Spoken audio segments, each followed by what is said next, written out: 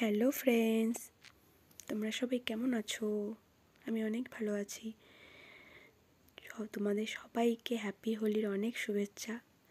তোমরা দেখতে পাচ্ছ এখানে বসন্ত উৎসব হচ্ছে। আমরা হোলির আগের দিন আলিপুরে লায়ন্স ক্লাবে গিয়েছিলাম আমার চোখের ডাক্তার দেখাতে। তো ওখান থেকে ফেরার সময় দেখলাম আলিপুরে যে ডুয়ার্স মেলা হয় সেই মাঠে বসন্ত উৎসব হচ্ছে।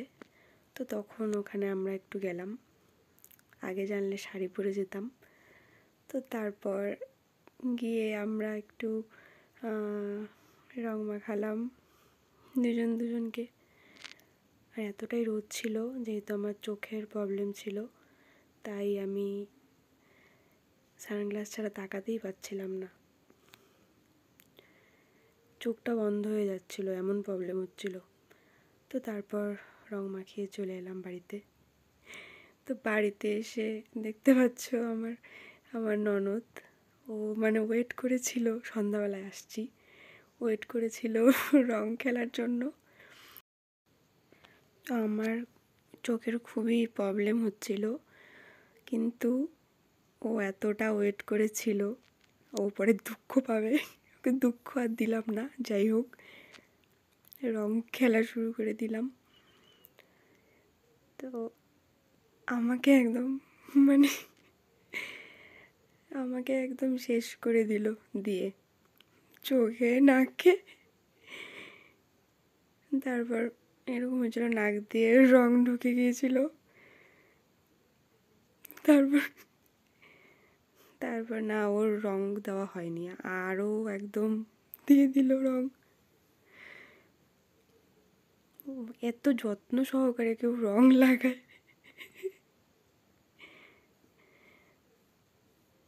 তারপর একদম ও কোথায় ছাড় পায়, তারপর আমরা দুইজনে একদম দিলাম।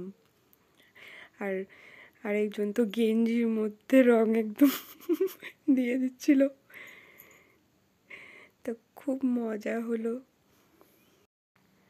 এতক্ষণ রং দেওয়ার পরেও তাও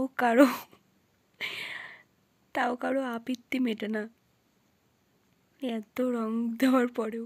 তারপরে সামনে এসে একটু পোজ দিচ্ছিলাম, তো ওই সময় মা চলে আসছিল, ধাওয়া দিচ্ছিল এত রাতের বেলা।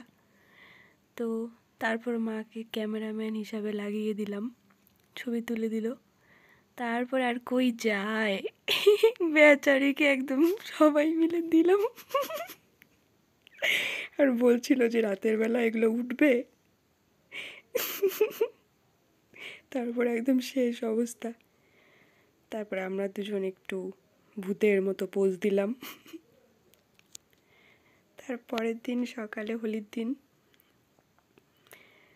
বাড়ির থেকে একটু রাস্তায় বেরিয়েছিলাম, একটু পরে খেলবো। বাচ্চাগুলো পেয়ে একদম দিল আমাকে শেষ করে। তারপরে ওরা কোথায় যায়, আমিও তারপরে দিলাম ওদের ভূত বানিয়ে। আগের থেকেই ভূত হয়েছিল, তারপরে সবাইকে দিলাম। তারপরে হলো আমাদের পাড়ার বউরা, সব বউদের খেলা, কি অবস্থা! মাথায় মুখে আর জায়গা নেই রং দেওয়ার। তারপর আমরা সবাই মিলে একটু নাচানাচি করলাম। তো তোমাদের সবার হোলির দিন কেমন কাটলো অবশ্যই কমেন্ট করে জানাবে। আমাদের তো খুব ভালো কেটেছে দিনটা। তো দেখা হচ্ছে নেক্সট ভিডিওতে তোমাদের সাথে। আজকের মতো টাটা।